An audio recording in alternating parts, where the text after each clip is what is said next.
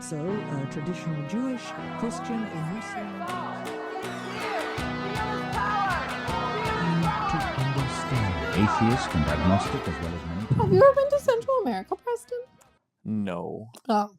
No, the furthest south I've ever been is Utah.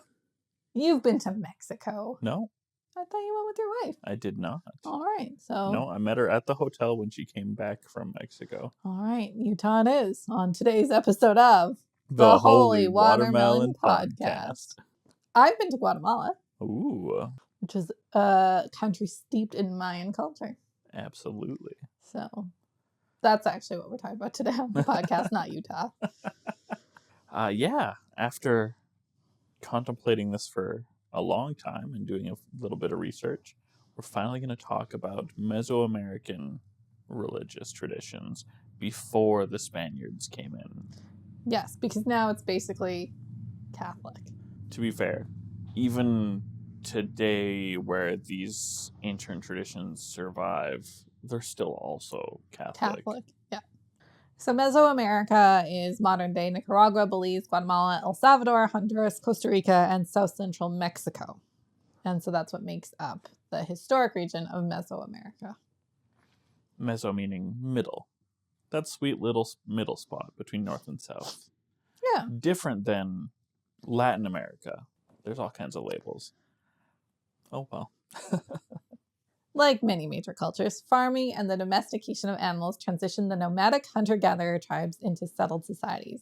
Maize, beans, tomatoes, cacao, avocados, vanilla, and squash were the crops that allowed communities to become more established. Do you know the difference between cocoa and cacao? Is it the A? Is this a joke? So I once had somebody tell me that cocoa is not healthy, but cacao is. Okay. So I went looking. What's the difference? Cacao is Spanish. Oh, and cocoa's English. Yeah. Amazing. You know how you always have those dumb words that you mispronounce on purpose? It took all of my part to not say avocados. Fresh avocados. Avocados. When I was reading that, so I'm just gonna say it now. Gonna get that out. Potions and herbal remedies are the standard in these regions, so be careful if your traveling companion is into essential oils. If you're traveling with somebody who is already into what is essentially the most modern form of ridiculous witchcraft, they're going to spend a lot of money on things they don't need and maybe avoid proper medical help when bad things happen. All right. If you're traveling. All right. So tell me more about this ancient religion in Mesoamerica, Preston. Generally speaking, they're polytheistic, though I've read a couple of weird articles that try to do the Hindu spin on them, where they're kind of like aspects of a single avatars, god, yeah, that make it all a sort of monism. It doesn't feel right based on everything else that we've been reading. So a lot of the gods that we look at in these religions are dedicated to securing fertility, storms, or maybe avoiding storms, and just bringing light rains. That's, I think, better. Also securing protection for either individuals or the larger groups. Also, ancestor worship is very important. Nice. Like other religions we discussed in the past, there's a lot of concern about spiritual cleanliness. There's some really great traditions on how to heal people, how to cleanse people from the weird winds. Maybe we'll talk about those a little bit more later. When we get into them. Priests offer sacrifices and perform rituals on behalf of a group, and were often those to call for feasts. Shamans are focused on individual ministry, especially as healers and diviners.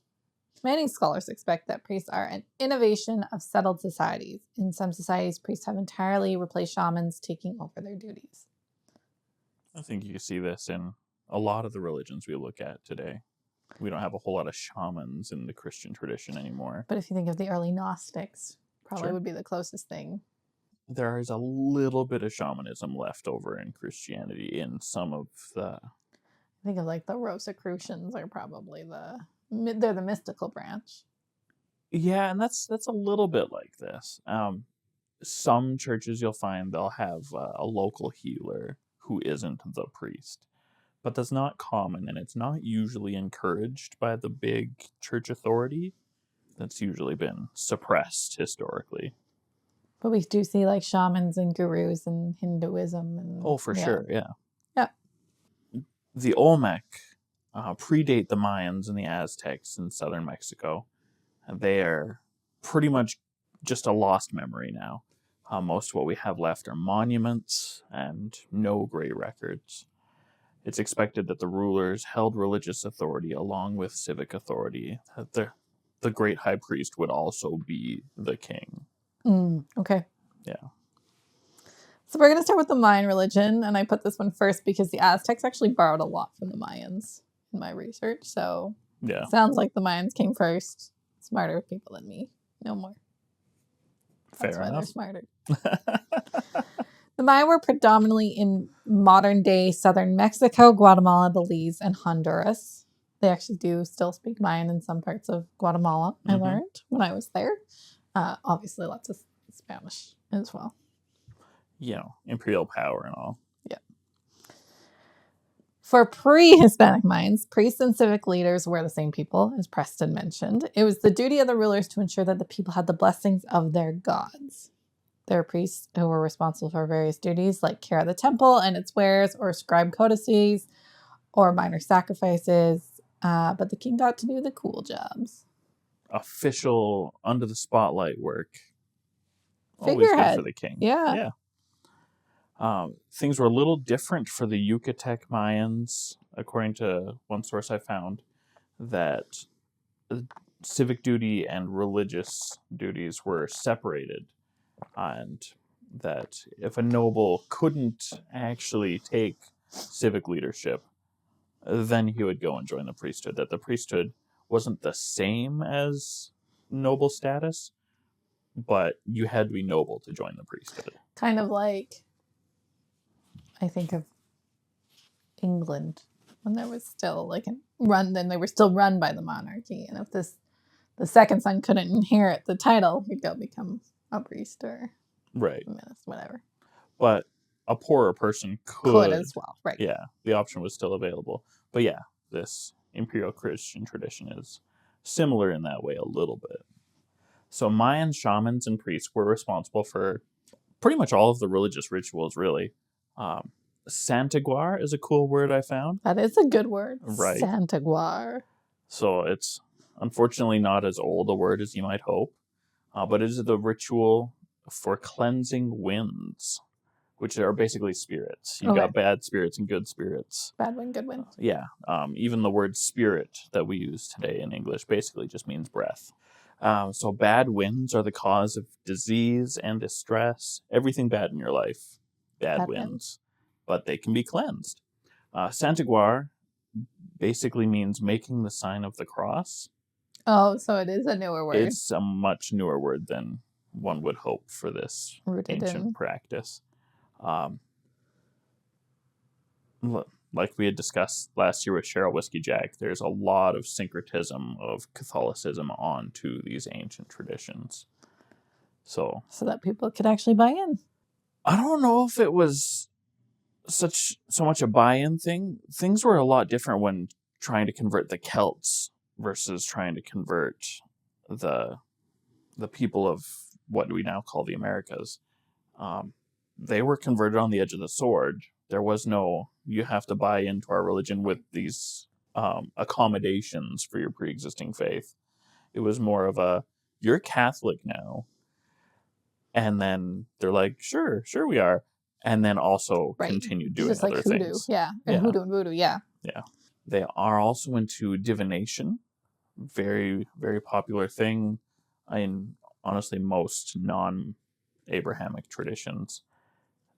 And there's all kinds of different ways to do this. Sometimes it's throwing corn kernels, whatever, or reading coca leaves or whatever. You got a lot of options, depending on who you hang out with, who taught you. And all of this, of course, is to learn some hidden knowledge, whether it's a secret that somebody's keeping from you or knowledge of the future or the past that just happens to be lost. Also, healings. There's a lot of great ways that Mayan shamans have done healings. I found this great book where this guy's showing all these things that he observed in his visits to southern Mexico. And being tapped on the head 9 times with a living chicken. Like with its beak? Yeah. Like it pecks you 9 times. Kind of, except it's with the help of the shaman. Not just he holds the shaman by the body and lets the chicken peck at you, but like He actually grabs him by the neck, and taps you. taps you on the head 9 times, and it's supposed to heal you of your sicknesses. A little less unnerving would be just being rubbed with leaves. There's a variety of plants that can be used in this. One of the popular ones, though, is a branch with leaves that kind of grow in a T shape. Because they're still Catholics, right? So something that's reminiscent of the cross is a nice trick. Also, we'll talk about it a little later on in the episode, but the coca leaf is quite popular. I mean, the coca leaf has done great things for the Americas. Interestingly enough, because we've talked about this over the years, about Satanism, voodoo, occult. We always say human sacrifice isn't a thing. Turns out it is. Turns out it is in the Mesoamericas. Yeah.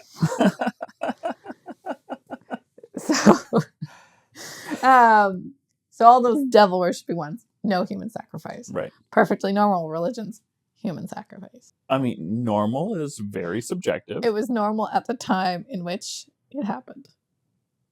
In the places where it was happening, yes. Yeah. Blood was viewed as a potent, valuable resource, and humans were, of course, the most valued, but human sacrifice wasn't maybe as common as we're making it out to be, though it did get more common and more dramatic under the influence of the Mayans' Aztec neighbors. And so, yes, they sacrificed animals a lot too. I read everything from like guinea pigs to humans was kind of the scope. Yeah. Llamas were really great. If you wanted to protect your home, you would want to bury a llama under it. If you're rich, it'd be a full-grown llama. If you were really poor, then maybe a baby llama. Or a dying llama. Sure. Yeah. Yeah. Senior llama. But humans are, I mean, the closest thing to divinity that this planet can produce. And because we're so special, it meant a lot more to sacrifice your political opponents, your enemies, especially your enemies' kings, rather than some of your own people. But every now and then, there would also be the opportunity to sacrifice some of your own people, too.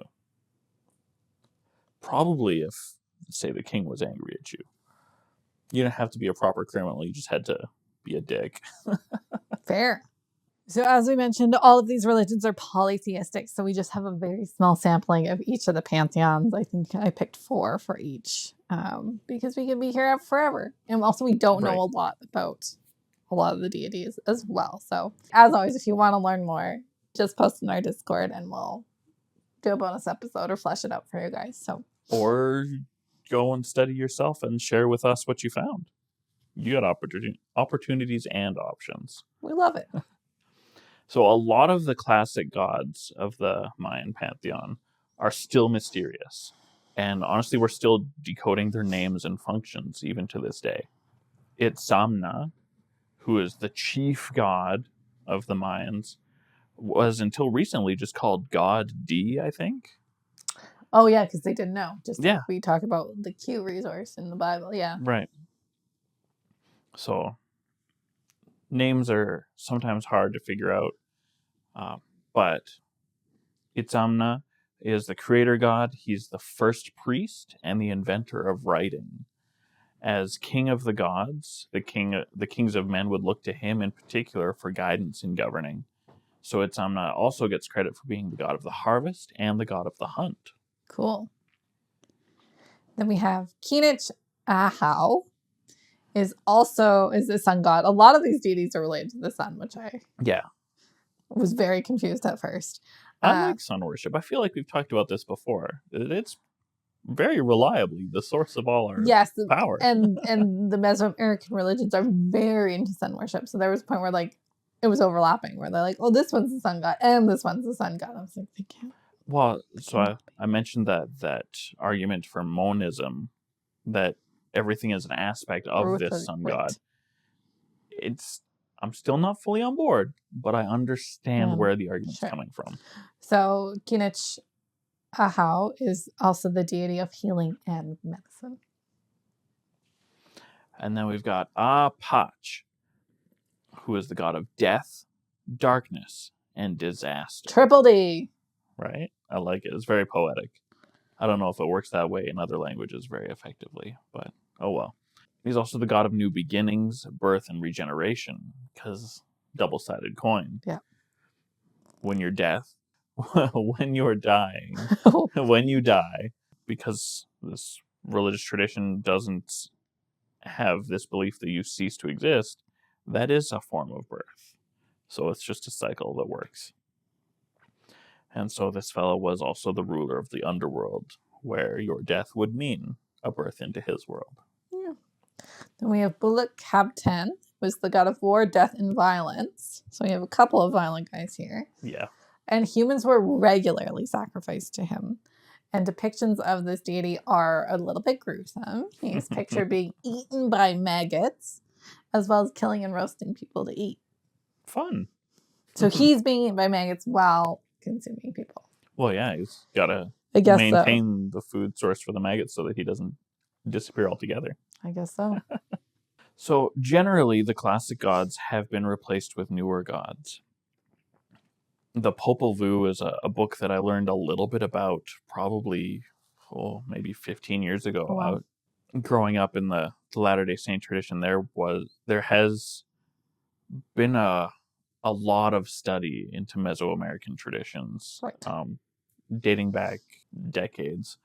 In fact, there's probably a lot of Mormons who are pushing this Mesoamerican study relative to the rest of the field. You might find greater proportions there, thanks to the Book of Mormon and the efforts to try and figure out what it all connects to in more reliable, provable history, I guess. So the Popol Vuh is a document recorded in Latin script in Guatemala, written in the early 1700s with a parallel comment of the text in Spanish. So it's this Mayan record, but written in Latin script. So it's legible. You can look at it side by side with the Spanish and go, okay, this word means this. This is, and that's how we learned a bunch of names, which I will get to why that's a problem later. It was recorded by a Dominican priest named Francisco Jimenez, and this book tells the full mythical story of the Maya of modern-day Guatemala through ages of legend and through to the time of its completion. The problem with it, unfortunately, is that this book lists an entirely separate collection of gods than the ones that we've mentioned. It shows some evidence that the gods that we can discover through archaeological research have been replaced. By potentially Catholic. Well, so this Dominican priest isn't the author of this text, but he received it from somebody. I guess it depends where it changed and how it changed. Yeah, and so we've got a post-classical set of gods that are also different from the classic gods we've mentioned and different from the ones recorded in the Popol Vuh. So there's a lot of history of change that we see in this tradition. So there's a pan-Maya movement that combines a variety of traditions, trying to make something that's reasonably cohesive that people can get into and really sink their teeth into as something that maybe can replace the Catholic faith for them. For the people who are the indigenous peoples of these countries. Exactly. That still speak Mayan. Yeah. So next is the Aztec religion. And the Aztecs were located in modern-day southern Mexico. So west a little bit of the Mayans. Yeah, there's the neighbors. Can't see me drawing the geography of Central America, but they kind of go up and over.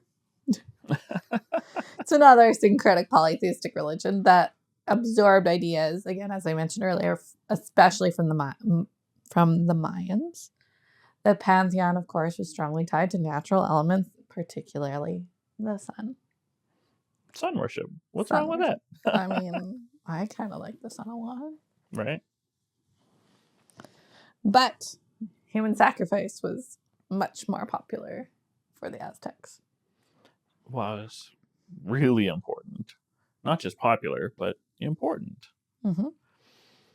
And, of course, the Spaniards didn't like it very much when they came to visit. They thought it was a pretty horrible practice, and it's hard to like frame this in your brain.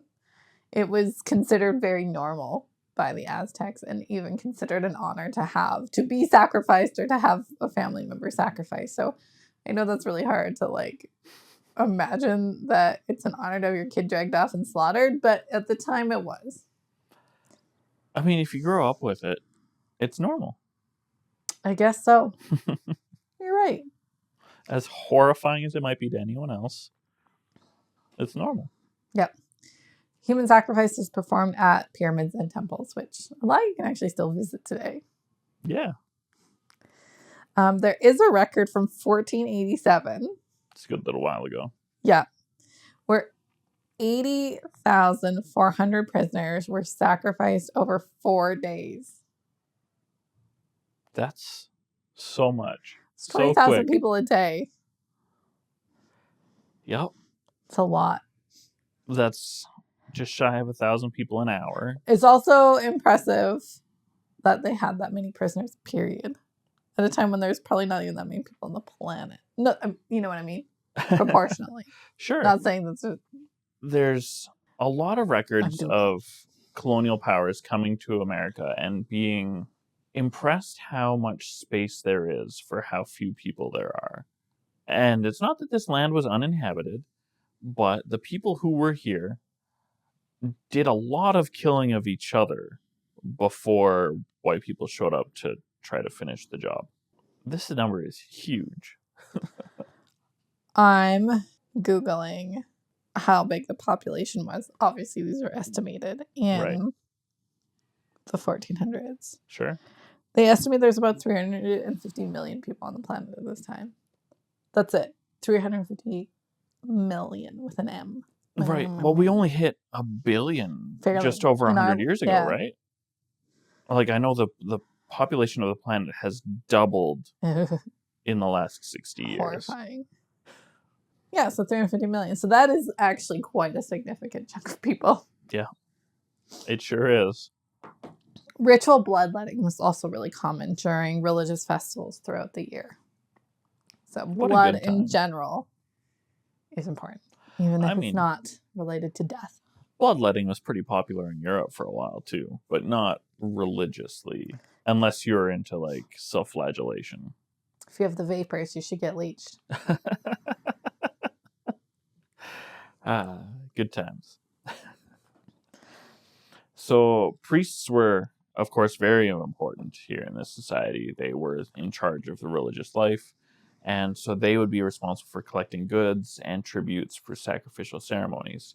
They would also help with this ritual bloodletting, taking care of it for themselves and supporting others to get involved. Maybe not always voluntarily. Right. I'm just thinking of like the cool youth group pastor that wants kids to get involved in youth group on a Thursday night. Right? You want to do some bloodletting? God will like it. Skateboard.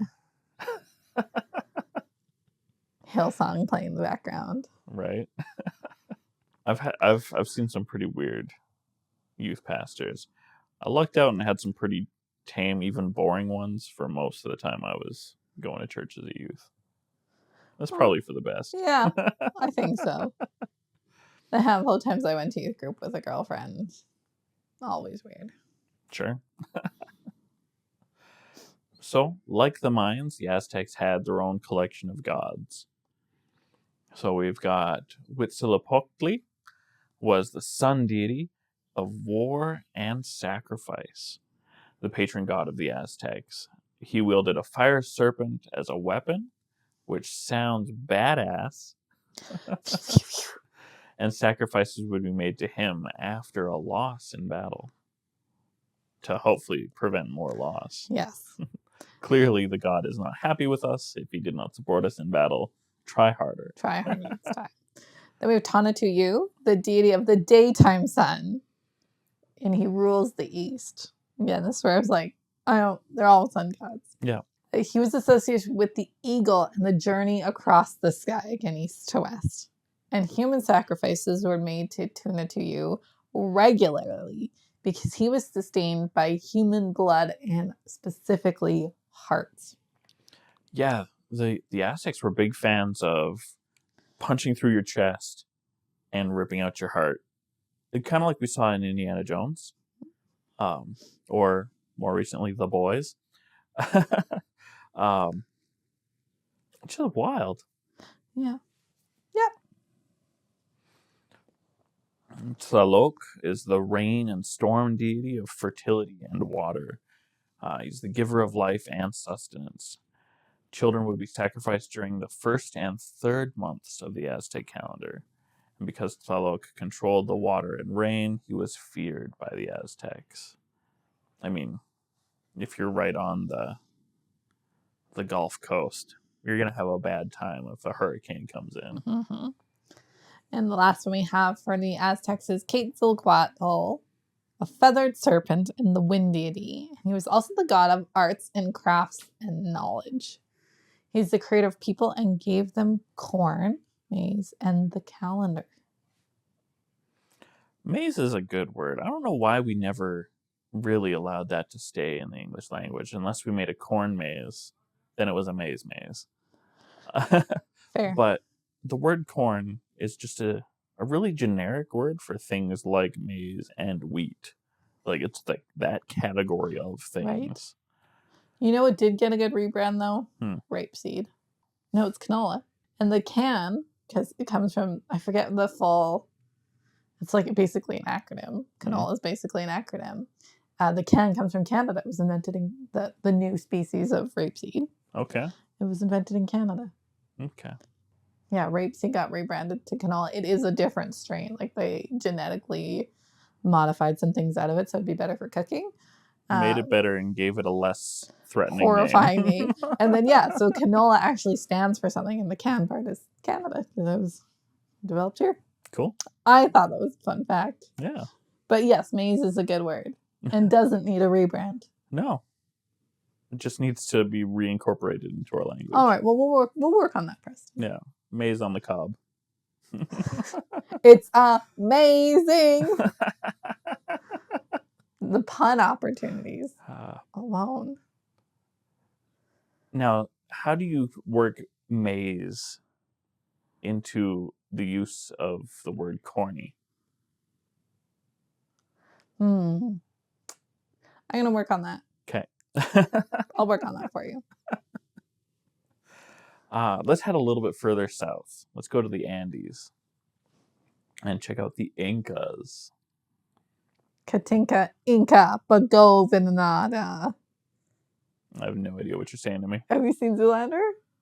Not since it was newish. Oh, that's the name of Mugatu's assistant. This is my assistant, Katinka Inca Bagovinada. All right. Incas. Anyway. The high priests of the sun were the religious leaders who were often related to the Incan emperor, who Sapa Inca was what he was called. And like Mayan and Aztec religions, their beliefs focused on the 4 elements and the sun and the moon.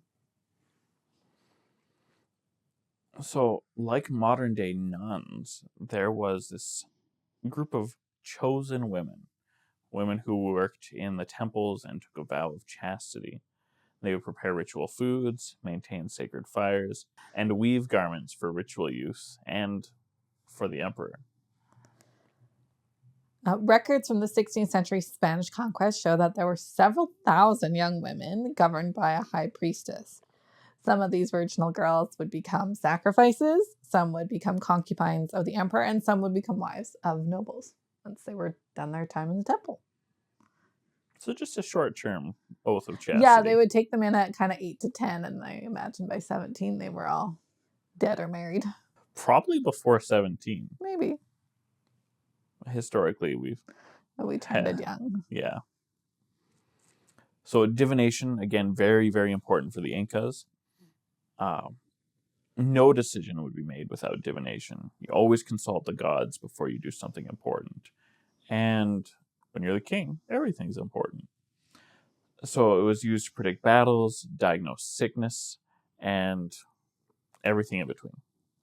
Oracles were used as a direct line of communication with the gods, and the oracles were splattered with blood of both animals and humans as a means of sacrifice. Yeah, and so I had to look this up just to clarify. They are talking about objects or fetishes as oracles, not people, because we also refer to people as oracles.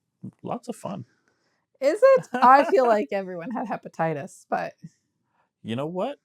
For this to survive as a long-lasting tradition, there probably wasn't a lot of bloodborne diseases. yet, yeah. I think Europeans ruined a Yeah. lot. Yeah, they did. Divination was also accomplished through the psychedelic drink ayahuasca. Huasca? We talked We about talked ayahuasca about a that bit. in our High and Mighty episode. Yeah. And as I mentioned, coca leaves were ingested to summon spirits, or they were used in like shallow bowls, kind of like reading tea leaves. They would read the coca leaves just in a shallow, whatever pattern it made. I imagine eating them was a lot more fun. Probably. I watched a video the other day on how to make cocaine. I think it was on Oddly Satisfying or something on Reddit. It was just watching these people take leaves, grind them up, go through the entire process of making cocaine. It was wild. I can ask you more about that off air. I am intrigued. I haven't committed any of it to memory. There's Okay. steps that I don't remember, and That's it's fine. not that I have a lot of opportunity, but it's probably for the best anyway. Yeah, it's not, you don't need to know it. Yeah. But that doesn't mean I'm not curious. It was interesting to watch happen. Okay. I also like watching people make paper. Same process. It's almost identical. I mean, there's more steps because you go beyond the let it dry out into sheets business. Right. Again, lots of blood sacrifice in the Inca religion, both animal and human. Humans, in this case, were only sacrificed in extreme needs, such as famine or pestilence, or a battle, like a war was about to happen. Yeah, kind of like in The Wicker Man. Yeah, only when they really needed. Yeah. We talked about that. To a Like, previous I was going to say, episode. we just talked about that. Again, the Incas were very polytheistic, but maybe monistic too. So there's Viracocha, the creator god, who created the earth as well as humans and animals. He went by many names, including Old Man of the Sky, which I thought was really interesting with our idea of what a Abrahamic god looks like. Yeah. The Ancient One, and Lord Instructor of the World. Ooh, I like that. A lot of religions look to God as a teacher, and not always in the way you're hoping for kind of instructor. God doesn't give with both hands. That's a philosophy. All right, next on our list we have Inti, the sun god. He was beloved because he would warm the earth and help crops grow. He is also believed to be the divine ancestor of the Inca people, and is sometimes referred to as my father. Then we have Apu Ilapu, great name. He's the rain god. Farmers would address their prayers to him, and human sacrifices would be made to him in times of drought. Many believe that Ilapu's shadow was in the Milky Way, and he would draw water from the galaxy and pour it down as rain. That's a cool image. I like that. I do too. I bet back then the Milky Way was just like crystal clear because there was no light pollution. I mean, it'd be easier to see in the night sky for sure. Yeah. Next on our list, we have Mama Kila, wife of Inti. She's the regulator of menstrual cycles. This is kind of her number one thing, is taking care of women. And she's associated with the monthly cycle of the moon as well, which just feels like a natural add-on. Goes hand in hand. Yeah. Women are controlled by the moon and the tides, Preston. Yeah. All these werewolves that are changing shape on a monthly basis, women. Any other version defies science. Because, werewolves must be scientific. Yep, absolutely. These religions we've talked about, they're similar in a lot of ways. Mm-hmm. It makes sense that they come from a common source as people spread around the planet. And maybe it's just that simple, that they started out the same and evolved a little bit as time went on. Changed the names of their gods as their language changed, that sort of business. Well, they didn't have land barriers like so many other. You know what I mean? Yeah. And that's probably why there is sort of like this. Even then, thinking of our conversation with Charles Whiskey Jack, like if you think of the, Panama, I think is the one little tiny country that kind of separates North and South. Mm-hmm. That is like quite a big break. I've never been to Mexico, but like it's hot and dry and desert. And then all of a sudden we have a completely different type of religion when you hit indigenous America, North America, I meant United States of America, which is still similar, but we have a bigger difference, I guess is what I'm trying to say. Yeah, I think it's interesting stuff. And we'll have to explore further north in the future. Yep. So Latin and Central American religions are deeply concerned with the heavens, not only as a hopeful destination, but as a reflection of what happens here on Earth. The sun, the moon, and the stars interact with the classical elements of earth, wind, fire, and water, which I love that even though the Chinese were so much physically closer to the Greeks and, actually could have traveled rather easily to talk to them, they had a totally different set of elements and a different way of looking at the elements. Mm-hmm. But these people in Central and South America had the exact same understanding of the elements that the Greeks had. Yep. And all of this and the interaction between these elements and the sun, moon, and stars affect our lives in the way that they look at it. And to be fair, some of this is defendable with science. The moon absolutely does affect the water, which affects our lives a lot. And the sun is made of fire, so that's a thing. Yeah, I mean, it's not terrible this week, but it was hot where we were last week. And that affects people's moods. That it does. I almost lost a tree. Yeah? I don't actually know if we're out of the woods yet. Oh, yeah. So. Well, we'll see. Better pray to the Apu-Lapu. Need some water. Yeah, that'll be good. In most places you might visit, old traditions have been mixed with Catholic faith, as we mentioned before, thanks to centuries of colonial pressure. Though ancient practices survive in greater strength as you look further south, especially in southern Mexico versus northern Mexico, and more as you head further south into Chile, Peru. Yeah, and I found, again, I've only ever been to Guatemala, but the more remote areas of Guatemala. Sure, the further you are away from the big cities. The less Catholic and the more Mayan it becomes. So when we went to Atitlan, very cool little area. Very Mayan though. You could tell by looking at people that they were of Mayan descent versus Spanish descent, which is crazy to think because it's been hundreds of years. Anyway. Neat stuff. People love the class system, generally speaking. And so when you've got these historically more wealthy, pale folks, relatively speaking, from Spain or Portugal, in what is traditionally a rather dark-skinned place in Central and South America, there's always reasons to separate people. Mm-hmm. And though I love that the idea of black and white as a racial divider is much more fluid in South America than it is in North America, it's still a very real divider. It's interesting. It is different from country to country, too. It's novel to look at. Mm-hmm. So in these places, all over the place in the Americas, idols are common. Sometimes they're saints that you'll recognize because they're canonized by the Pope. Sometimes they're saints that are just locally worshipped, which I think is interesting. And unfortunately, the Catholic Church is done validating localized personages who aren't verifiable saints. A little bit of a bummer. But that doesn't stop people from worshiping their own saints and making their own idols and using them in all kinds of what we'll call syncretic rituals.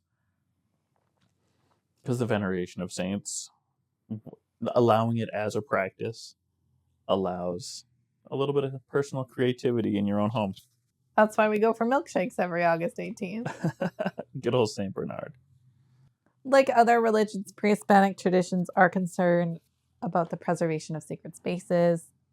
Many of these are temples, which are easy to delineate and protect, but many are border areas and often defiled less deliberately.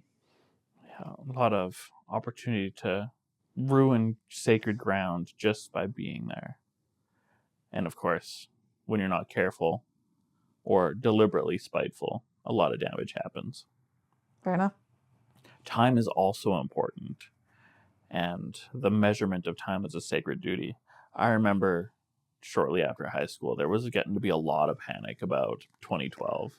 Yeah, what was the date? December 21st or something? The solstice. I think it was the 21st of December. I guess it'd be the equinox. December No. is the solstice. Sorry, yeah, you're right. December's the solstice, yeah. Yeah. And then there was that movie that was just awful. Yeah, and all of these, and we've said it a bazillion times before. I was just doing some transcripts from old episodes. We should do a bonus episode on calendars because each, the Mayans, the Aztecs, and the Incas all had their own calendar. Yeah. It's the Mayan calendar that caused the panic in 2012 because it ended. Because it didn't fit all on one stone. Well, the idea that you can have one calendar that is meant to cover all of time. All of time and space, yeah. I don't know how anybody could buy into that idea. Eventually, you've just got to start over on your calendar. Though, have I ever told you this story? I don't know. Tell me. You'd probably know where it is because it's like near your home, which I'm not going to dox you, but okay. I'll tell you after off specifically where it is. Okay. But there was like a utility facility. I don't remember what it was for. Like I think it must have been natural gas. Okay. And on December 21st, 2012, something malfunctioned at that utility site and it started making a whooshing noise. And we could hear it at my parents' house. And I had friends in the area that had to be evacuated from their homes. And so all of a sudden it's like, and my parents' house is quite far from this and we could hear it. I can't imagine how loud it would have been where you are or the families that had to be evacuated. Sure. So it's just this whooshing sound. Whoosh. Whoosh. And I was like, is this the rapture though? Like it was just funny that like, and you know, this was MSN times. Mm-hmm. And a little bit of texting. And people were literally on Facebook being like, what is that sound? Is this the rapture? I don't think anyone actually believed it was the rapture, but it was just the December 21st, 2012, a utility center malfunction and had this horrible whooshing sound. And we were probably, I'd say 1 to 2 kilometers away from it and we could hear it. So anyway. That's loud. It is loud. So that's my fun Mayan calendar end of the world story. No one was raptured. But it could have been dangerous. Could have been. Anyway. Keeping time for us just feels so mundane. But there's, a lot more we could go into it. Anciently, keeping track of the stars and the moon and the sun was a big deal. We have lunar calendars and solar calendars and liturgical calendars. And so there's lots we could talk about one day. For sure. Yeah, it was kind of interesting going into what is definitely just a survey of, 3 national religions. There's so much more in the Americas. But some novel stuff. I liked it. Yeah. Human sacrifice, who knew? Right? Not the Satanists. Maybe one day. Oh. I think at some point you'll find a group of Satanists who are just so fed up with Christians that they'll start sacrificing Christians. All right. It might happen. Okay. I wouldn't bet on it, but maybe. I thought you were going to say I wouldn't blame them, but That's a different story. Yeah. All right, Preston, wrap it up. Well, certainly after listening to this episode, I feel like many of you should be inspired to learn a little bit more and maybe share what you have found with us on Discord or prompt us to answer some of your questions. Discord's great for that too. You can also find us on Facebook and Instagram and YouTube. And be sure to support us by liking us, reviewing us on Apple Podcasts. And you can support us financially on Spreadshop and get some great church merch, or go on to Patreon and subscribe for additional content where we have expanded interviews and bonus exclusive episodes, all kinds of great stuff. Thanks for joining us. Peace be with you. Spiritual enlightenment and salvation for By the late Middle Ages, the Christian prophecy had fulfilled itself. God is near.